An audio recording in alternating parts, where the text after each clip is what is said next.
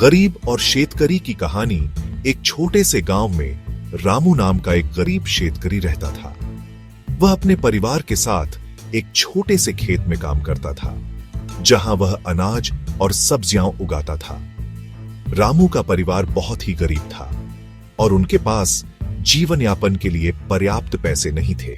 एक दिन रामू के खेत में एक अच्छी फसल हुई। उसने अपने खेत में सोने की तरह चमकते हुए गेहूं और चावल उगाए थे।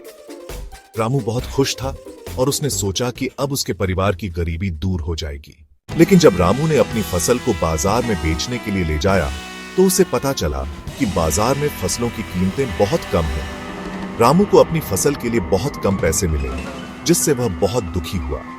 रामू ने सोचा कि वह अपनी फसल को सीधे ग्राहकों को बेचेगा, जिससे उसे अधिक पैसे मिलेंगे। उसने अपने गांव में एक छोटी सी दुकान खोली और अपनी फसल को बेचना शुरू किया। धीरे धीरे रामू की दुकान चल निकली और उसे अपनी फसल के लिए अच्छे पैसे मिलने लगे। रामू की कहानी से हमें यह सीखने को मिलता है कि गरीबी को दूर करने के लिए हमें अपने प्रयासों में बदलाव लाना होगा और नए तरीके अपनाने होंगे। रामू ने अपनी फसल को सीधे ग्राहकों को बेचकर अपनी आय बढ़ाई और अपने परिवार की गरीबी दूर की। निष्कर्ष, रामू की कहानी हमें यह दिखाती है कि गरीबी को दूर करने के लिए हमें अपने प्रयासों में बदलाव लाना होगा और नए तरीके अपनाने होंगे।